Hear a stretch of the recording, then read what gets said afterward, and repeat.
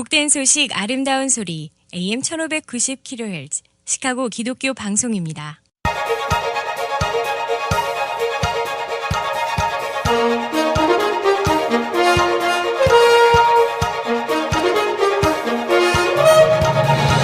김정일 해설위원의 시사 해설. 세상을 넓게 봅니다. 삶의 지평이 넓어집니다.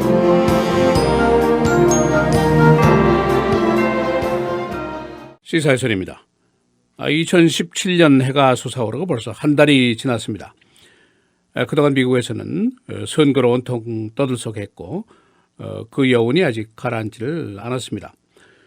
2017년 과연 국제사회가 어떤 형편이 될 것인가, 이 질문은 아직도 유효합니다. 결론은 새해의 국제사회가 순탄치 못할 것이다, 소용돌이가 계속될 것이다라는 예견이 강합니다. 그래서 CNN 국제문제 전문기자인 스티븐 콜리전이 쓴 기사를 오늘 여러분과 함께 읽어보려고 합니다. 2016년도에 지구가 순탄치 않았습니다. 시리아의 내전이 계속됐고 여기서 미국과 러시아가 동시에 그야말로 아슬아슬한 군사작전을 펴면서 피차 간의 간접적인 힘겨루기를 해왔었습니다. 그런가 하면 중국은 남중국 해에 작은 인공섬을 만들면서 이 교역 중심의 해로를 점령하려고 하고 있고, 러시아는 미국의 선거를 해킹을 했습니다. 그래서 미국 민주주의의 과정을 그의 손바닥 위에 올려놨었다, 그런 평가가 있습니다. 그런데 이 모든 2016년도의 악몽들은 2017년도에 애포타이저에 불과하다, 그런 설명이 국제문제 전문가들의 예상에서 나오고 있습니다.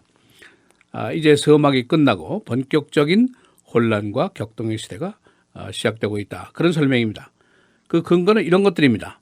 금년에 심각한 선거가 프랑스, 독일, 이태리 등지에서 있게 됩니다. 이 선거전의 배경은 트럼프의 승리라든가 브렉짓의 실현처럼 반기득권 운동의 흐름을 안고 있습니다. 그 밖에 여러 가지 유럽의 불안정 기류가 초래될 수 있고, 중국, 러시아, 이란, 파워가 등장을 하게 됩니다. 또 트럼프 시대 미국의 불안정 가능성도 있습니다. 미국과 유럽과의 유대 불안 등등이 2017년도에 불안감의 근거들이라고 지적이 됐습니다. 우선 프랑스, 독일, 이태리의 선거입니다. 반기득권 세력의 강력한 등장이 가능하다는 예상입니다. 이들은 모두 고립주의, 반모슬렘, 반난민 보호, 그리고 2차 대전 이후에 계속되온 유로피안 유니티, 유럽 단합에 대한 이견을 갖고 있는 세력들이라고 볼 수가 있습니다. 이 독일의 앤젤라 마켈 총리 차타가 공인하는 유럽의 지도자고, 타임 매거진이 Person of the Year로 선정을 한 인물입니다. 이 사람이 유로피안 유니언 내 경제 혼란을 안정시킨 장본인이라고 볼 수가 있습니다. 그러나 지금 그의 그 난민 유입 허락 문제, 또 이민 정책 등이 큰 도전을 받고 있습니다. 그래서 금년 선거에서 안심할 수가 없는 그런 처지에 들어가 있습니다. 더구나 베를린 테러 등 테러 공격이 계속됐기 때문에 그녀의 정치적인 입지가 크게 위협을 받고 있습니다. 그런가 하면 프랑스의 올란도 대통령 지지율이 형편없습니다. 그래서 거의 재선 포기에 이르렀는데 프랑스에 대한 이슬라믹 테러는 계속이 되고 있습니다. 또 3월에는 네덜란드 선거도 있습니다. 극우 세력이 선전을 하고 있는데 현재 EU에 대한 반감이 굉장히 높습니다. 이 영국의 브렉짓 큰 변수입니다.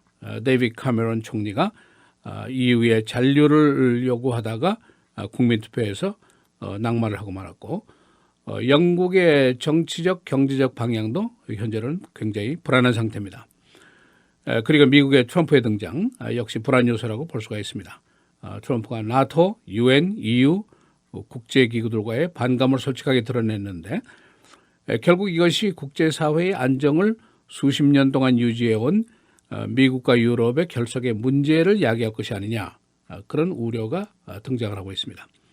이것은 사실은 70년 동안 계속되어 온 서방 세계의 안정의 기반이었다라고 볼 수가 있습니다. 이 트럼프가 유럽뿐 아니라 중국을 자극하고 있습니다. 40년 동안 계속되어 온 미국과 중국 사이에 일종의 불가침 사항이 있었는데 타이완 문제입니다. 이거를 들고 나왔고 미국이 핵 확산 가능성이 있다 하는 얘기도 했고 한국과 일본에게 방위비 부담을 높이겠다. 또 미군 철수 가능성도 있다 하는 얘기를 거론을 했습니다.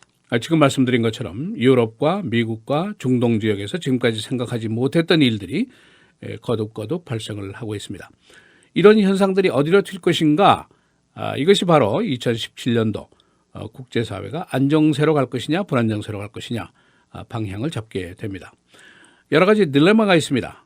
서방 세계가 비틀거리고 있는 순간에 적대 세력들이 오히려 힘을 쓸 준비를 잘 하고 있는 것처럼 보인다는 것이 문제입니다. 러시아의 중동 지역, 유럽 지방의 영향력은 굉장히 증대가 됐습니다. 또 중국은 지역 패권을 확실하게 다지면서 미국에 대한 도전을 하고 있고 또 사우스 차이나 시의 조그만 인공섬을 막강한 전략 기지로까지 지금 만들고 있습니다. 트럼프의 국제교역에 대한 거부감 등 때문에 오바마가 그동안 펼쳐왔던 아시아 피벗, 아시아 중심주의 정책은 이미 물 건너가게 돼버렸습니다.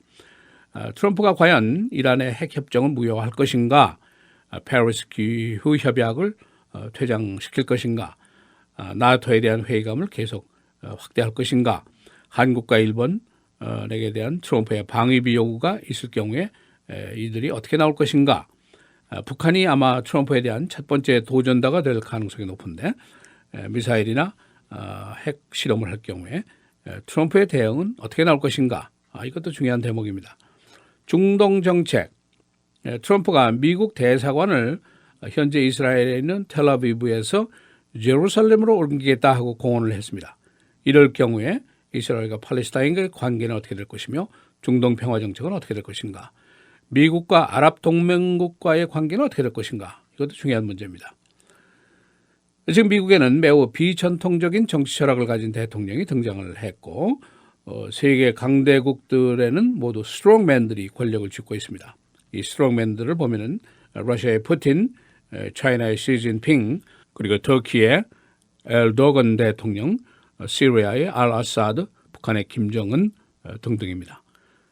금년도에 국제사회가 어디로 가게 될 것인가, 안정세에 대한 예측보다는 불안정세에 대한 예측이 더 강하다는 것이 전문가들의 견해입니다. 시사해설 김재일입니다.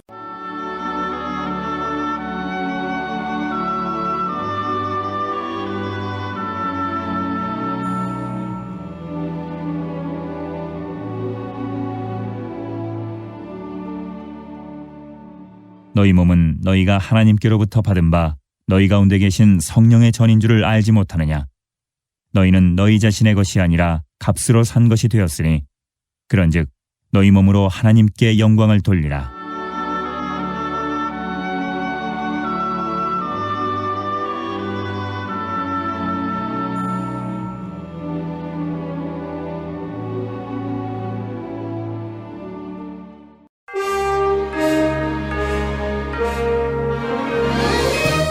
헤드라인 뉴스입니다. 트럼프 대통령이 어제 반이민 행정명령에 반기를 든 셸리 H 법무장관 대행을 전격 해임했습니다.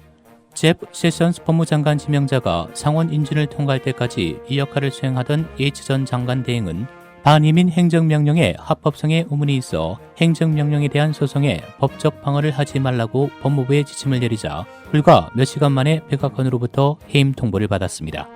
후임 대행으로 데이나 벤테이 법무장관이 선임됐습니다. 벤테이는 차장이 되기도 전에 H 전 대행이 행정명령에 대한 소송과 관련해 법무부에 내린 지침을 철회했습니다. 트럼프 정부는 어제 이민세관 단속국 국장 대행도 교체했습니다. 이번 사태는 대통령 취임 후 내각에 대한 의회 인준이 진행되는 중에 벌어졌습니다. 제프 세션스 법무장관 내정자는 오늘 상원 법사위 표결을 앞두고 있으며 렉스 틸러슨 국무장관 내정자는 내일 상원 최종 표결을 앞두고 있습니다. 오바마 전 대통령은 퇴임 후 처음 이례적으로 트럼프 대통령의 반이민 행정명령에 반대 의사를 표시했습니다. 오바마 전 대통령은 신념과 종교를 이유로 개인을 차별하는 트럼프 정책에 대해 분명한 반대 의사를 표시했습니다. 트럼프 대통령이 공화당 의원들과 아무런 상의도 없이 반이민 행정명령에 서명한 것으로 나타났습니다. 최소 11명의 공화당 중진 의원들은 트럼프의 반이민 행정명령에 놀랐다고 밝혔으며 반박 성명을 발표한 의원들도 늘고 있습니다. 국토안보부는 트럼프의 반이민 행정명령이 내려진 지난 27일 오후부터 어제 오전 사이 348명의 미국 비자 소지자가 미국행 항공편 탑승이 거부됐으며 200여 명은 미국 공항에 도착했으나 입국을 거부당했다고 밝혔습니다. 또한 연방세관 국경보호국은 공항을 통해 입국하던 735명의 여행자를 억류했으며 이 가운데는 영주권 소지자도 394명이 포함됐다고 밝혔습니다. 트럼프 대통령이 오늘 저녁 연방대법관 지명자를 직접 발표합니다. 현재 대법관은 보수 4명, 진보 4명으로 이루어져 있지만 트럼프 대통령이 강경 보수 인사를 차기 대법관에 지명할 게 확실시되면서 연방대법원은 보수 우위로 기울어질 것으로 전망됩니다. 캐나다 경찰은 어제 퀘벡시 이슬람 사원 총격으로 6명이 숨지고 18명이 다친 사건에 대해 용의자인 알렉산드르 비소네트를 살인 혐의로 기소했습니다. 비소네트는 1급 살인과 불법 화기를 사용해 살인 미수 등 11개 혐의로 기소됐습니다. 보이스카우트 연맹이 창설 107년 만에 성전환 소년의 회원가입을 허용하기로 했습니다. 보이스카우트 연맹은 어제 공식 성명을 내고 소년으로 정체성이 확인된 유청소년에게 입회 자격을 부여하겠다고 밝혔습니다. 오늘이 2017년도 오바마 케어 마감일입니다. 관계자는 오늘까지 건강보험에 가입하지 않을 경우 내년 세금 보고 때 무보험 벌금을 내야 한다고 밝혔습니다. 오바마 케어 폐지 결정이 실제로 언제 내려질지 미지수인 상태인 가운데 올 한 해는 오바마 케어 관련 규정이 그대로 적용됩니다. 본격적인 세금 보고 시즌이 시작되면서 세금 환급금을 노리는 각종 사기가 기승을 부리고 있어 주의가 요망됩니다. 연방정부와 주정부는 텍스 ID 절도 예방을 위해 각종 조치에 나서고 있습니다. 시카고시가 내일부터 시행되는 일회용 봉지 7센트 유료화에 따라 재활용 봉지를 무료로 제공합니다. 시카고 시장실에 따르면 내일 시카고 내 7개 CTA 정장에서 퇴근 시간쯤에 C백스를 제공한다고 밝혔습니다. 또한 타겟 16개 지점에서는 내일 성착순 200명에게, 홀푸드 12개 지점에서는 1명당 1000개의 봉지를 제공합니다. 날씨입니다. 오늘 흐리고 곳에 따라 약간의 눈발이 날리는 지역 있겠습니다. 오늘 낮 최고 38도, 밤 최저 29도, 내일 흐리겠고 한때 맑겠습니다. 내일 낮 최고 34도, 밤 최저 15도, 목요일 맑고 흐리겠으며 낮 최고 25도, 밤 최저 13도, 금요일 역시 맑고 흐리겠으며 낮 최고 24도, 밤 최저 11도입니다.